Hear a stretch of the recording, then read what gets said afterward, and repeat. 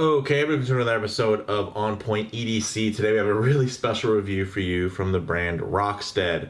Now, some of you, you might be subscribed to this channel and you're not really big into pocket knives. Maybe it's more of a casual affair, and some of you might be tuning in only now because you were searching for videos on Rockstead knives and found this one. So a little bit about the brand. They were made, and still are to this day, they're made in Japan. They're pretty much a famed Japanese knife brand known for producing exotic, semi-custom, small batch production knives for, or you could call them factory customs, with pretty much a legendary edge sharpness and finishing. So if you search Rockstead out, you'll find videos of people cutting bamboo in half and chopping through phone books. It's all pretty insane. So there's a lot when it comes to the functional side of these pocket knives, but there's also a lot when it comes into the form factor and the the artisanship that's actually behind crafting these pieces. So these are all handmade, machined, and finished by a small 8-person staff of really highly skilled craftsmen. And I guess if you think of Chris Reeve knives as the Rolex of pocket knives, then you can think of Rockstead as the Grand Seiko of pocket knives. So, in terms of the type of knife this is, I'd consider it a luxury EDC folding knife. And in terms of key common characteristics and design language, you're looking for something on kind of that luxurious end of your everyday carry. You're gonna, of course, want a pocketable size, a versatile blade shape, and a unique design paired with exotic materials or finishes. This is the HIZEN ZDP model, and it's essentially a smaller version of their HIGO knife. And in terms of this offering, it's really focusing on a knife that's both easy to use and maintain, as well as provide supreme cutting ability, which you can absolutely get. So with all that said, let's zoom the camera out, get this piece in hand, and take a closer look. Okay guys, now before we jump in, quick customary wristwatch check. Today I'm wearing my own personal Grand Seiko, because it would be only fitting that I share the Grand Seiko of pocket knives while featuring this watch. Now, I haven't done a full review on it yet, but one is definitely coming, so stay tuned if that interests you. Otherwise, jumping into the gear in front of us now. For me, Rockstead has been a brand that I've always followed and been impressed by. It's been very aspirational, similar to Grand Seiko, in that maybe I wasn't sure which model that I wanted, but I knew that I eventually wanted to own one. This HIZEN is actually on their more affordable side, which for some of you are thinking, oh, what is affordable, in the game of luxury pocket knives. I actually purchased this from Knife Center for $760, which wasn't a bad deal because Knife Center has points and all that. So you can actually earn towards discounts, and so it wasn't too bad. But for some of you, you're like, that is way too expensive. That is fine. For some people, a watch that retails for $5,700 is also just outrageous and egregious, and nobody would ever go within that space. That's fine, but that's what luxury is all about, right? It's going above and beyond into something in another stratosphere more than you need. And then, I figured why not just kind of set the stage with some other Japanese goods. I got a little Japanese notebook here, very cool Japanese Uni Jetstream pen. A lot of fun. And then some of you within the EDC crowd might recognize this Douglas Field Lighter. Really gorgeous. I mean, all water sealed. So the cool thing is this thing can drop in a river and then still light up. Oh, I didn't, not that time.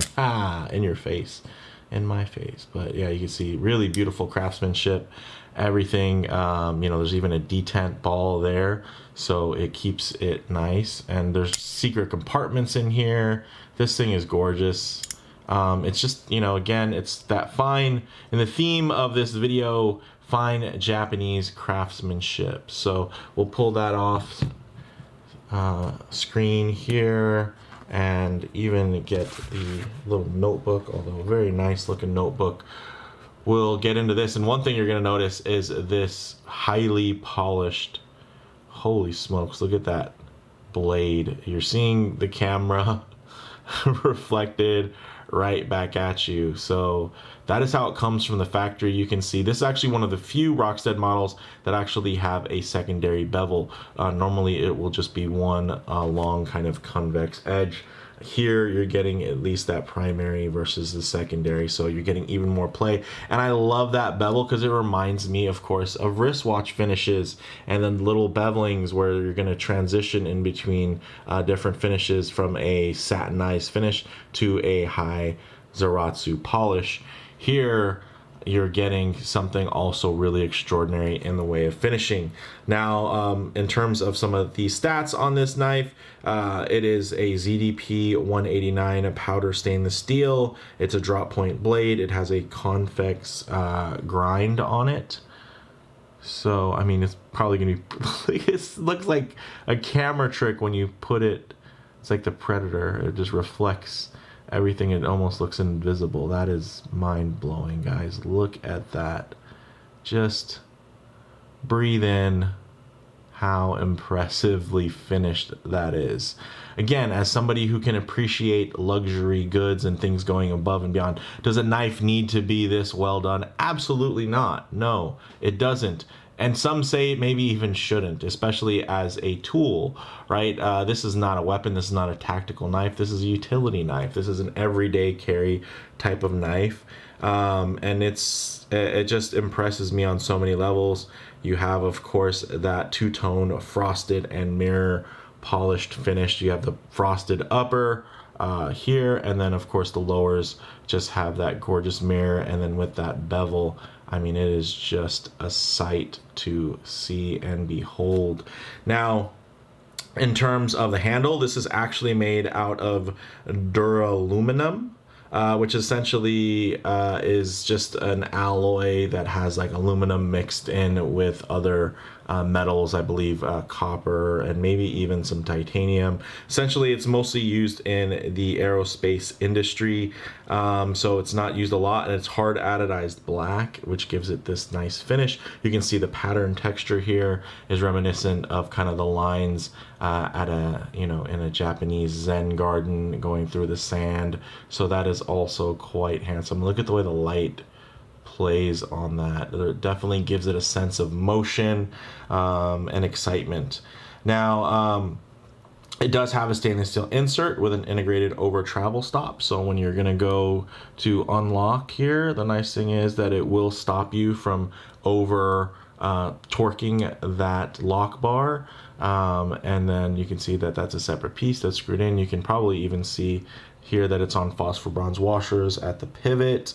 It does have a 2-bolt setup, so just the 1 and the 2, so very clear in terms of you know, being clean for pass-through, for maintenance, for keeping it clean, anything like that, which is great. And it has a very simple spring clip style pocket clip, which is made out of steel, so you're getting steel here, duraluminum, and then steel, and then inside phosphor bronze. So really, really nice. And I think they have slightly improved the finishing, at least on these, since the early days of when I was following the brand, where you know, they looked almost a little bit more oxide finished, which a lot of people like for durability, but I think they looks like they've moved to kind of a thicker, more like PVD style coating, which I think matches the scales a little bit nicer. And you can see, of course, proudly stamped made in Japan.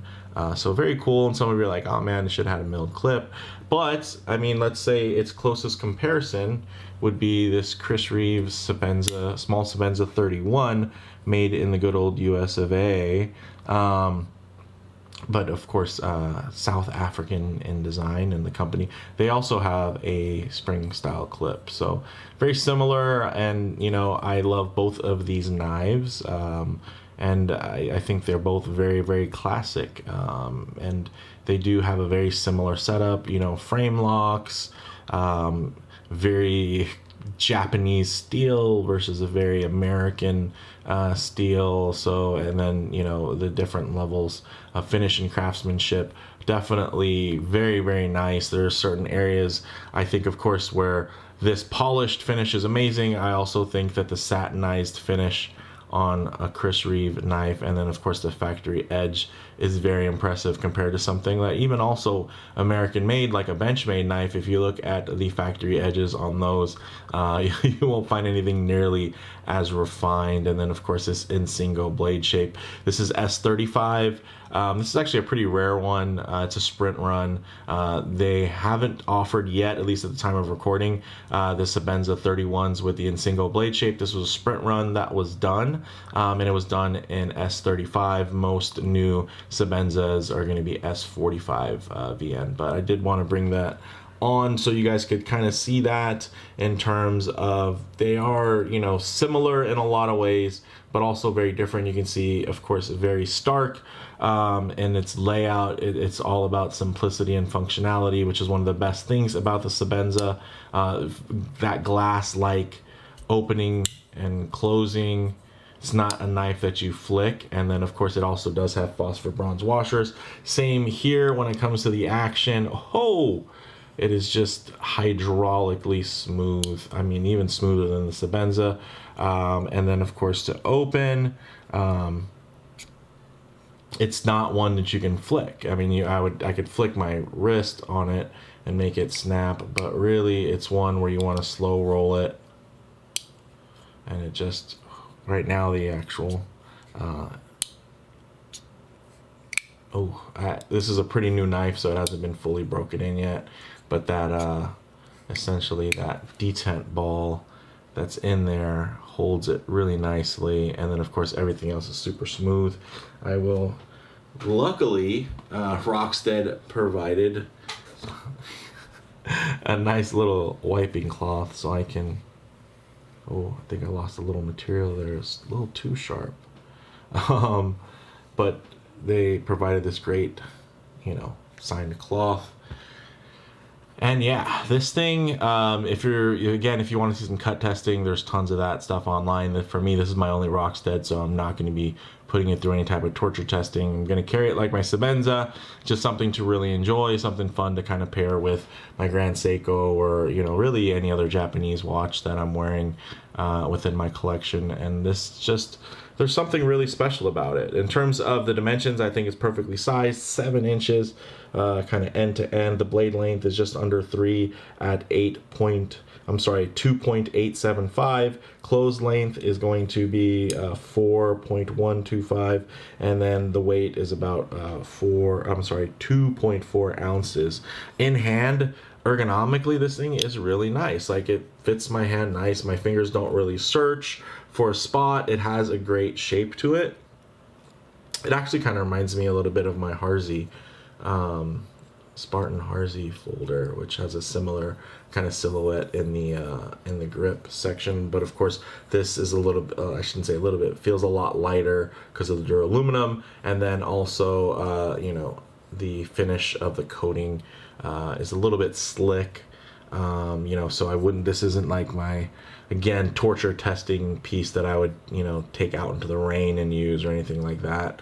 This is definitely, hey, opening a box, opening mail, you know, a birthday party, somebody's got to cut the strings off of a balloon. This will come out there and do amazing work for me. And man, I can't stress enough how amazing the action is on this. It's just so smooth, and then you get down low, and then just that detent sucks the knife back in. In the pocket, it lays nice and flat, very unobtrusive. It's fairly compact. You know, it's not the smallest knife, it's not the slimmest or anything like that, but you know, it's not even the lowest riding. But again, it fits in the pocket perfectly. It's not you know, trying to be a super stealth knife in terms of the way that you're gonna hold it, use it, or pocket it. It's definitely trying to be a little bit of stealth wealth in that. Yeah, it's an expensive piece and it's gorgeous. And this is like one of their cheapest knives. There's a couple pieces I've been looking at that they have, you know, in the 1500 range and beyond, that are just next level kind of art pieces in your pocket. I did mention the phosphor bronze washers, so that's great in terms of maintenance, keeping things nice and clean and simple. That detent is really, I think, pretty nicely dialed in, and it really, again, works best for that slow roll open. Let me try to flick it here.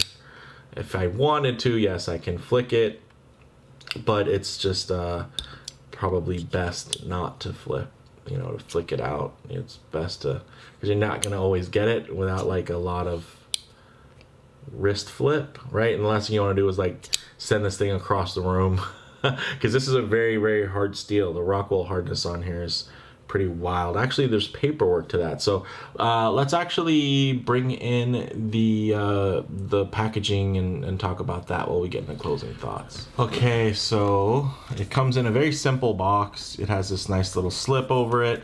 You see the nice Japanese motif in terms of the that slip cover, and then inside's like this balsa wood box, which this isn't the fanciest packaging. Again, this is one of their more budget minded models. And then the box, you can see, does have the little burned etch there with the brand name. Then you get inside. Okay, there's a little thing to keep it dry. You get your little tool there, get your little cutout, which is where the knife would be. And then inside this little section, you actually do get some information about the care of your knife and warranty type stuff. So you can send this back. Basically, they'll sharpen it pretty much for life, but you do have to send it to Japan, which costs money. So I'm probably going to try to keep it from getting dull, and honestly, I don't think I could punish it enough. The cool thing is it comes with this great paperwork that lets you know the registration number, the specifications, even tells you your information. The Rockwell hardness on here is 6.6, so basically 67.2, which is extremely hard. And then you get the code for the duraluminum that's being used. It's hard anodized black. You even get the hardness there as well. And then in the dimensions and millimeters and the weight, you get the clip. It's going to be steel, that SUS 402J1, and then there's even some hardness on that. And you can see compared to a regular spring clip, that's a lot harder. Most really high-end knives are going to be hardened to maybe a Rockwell around 62, 63. So having it at 67.2, that ZDP, that's extremely, extremely hard. Almost to the point to where you would worry that it could chip, right? Because the harder it is, it's like ceramic. It's harder to scratch ceramic, but it's easier to crack ceramic, right? So something to consider. Although I haven't seen a lot of videos where people have actually chipped these. I've seen videos where people have shot these and they didn't chip. So there's definitely a lot that goes into there. And then you can see it even has the little date here when it was checked, signed off. I think that's pretty cool. It's something that, again, goes within that kind of more luxury experience. It's this isn't just a cutting tool that you just purchase very thoughtlessly and say, well, I want that nice thing. I think they kind of understand you have to really appreciate the craftsmanship that goes behind this. And this is, even the tolerances on the slip are tight. Guys, look at that. So yeah, this is just my dream knife. Are there more expensive ones? Yes, there is another one that looks just like this. That's the HIZEN that they now have in titanium, with titanium scales and a couple different finishes to include a polished titanium scale, which looks insane. So the larger size, though, I actually really prefer this smaller size in terms of keeping it pocketable, also keeping it to where it's not to the size that's going to scare somebody off, or you're going to think it might be tactical or a weapon. This is, again, definitely more of a tool. But let's just, let me find some good angles to get in on here while I finish up my thoughts. Just let's enjoy that glorious finish.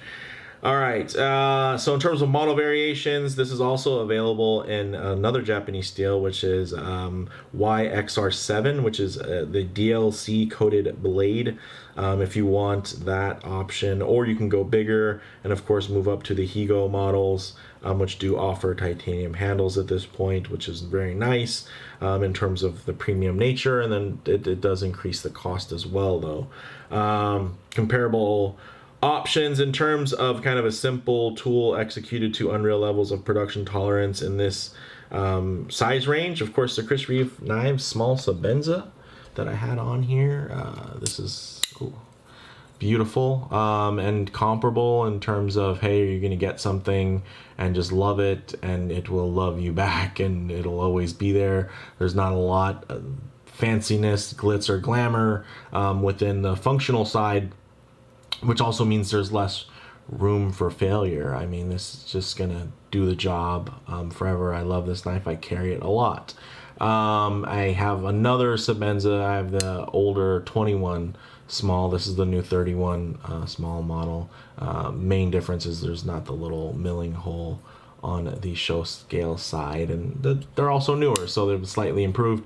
And they did some work around the pivots inside in terms of the way they did the washers, which is a lot nicer now. So, and then also the action is better in terms of the transition on that ramp for the, you can see the detent ball it's a very smooth transition versus here actually it's a different style. It's a definite transition, so where it's just, I believe that detent ball is actually steel, so it's steel on steel versus ceramic on steel. So there's just a little bit more of a grip. I'm sure I could just drop some grease in there and make it a little bit smoother, but there's no ramp, so it's going to be a definite change when you're going from no resistance to, okay, well, that didn't pass the detent ball.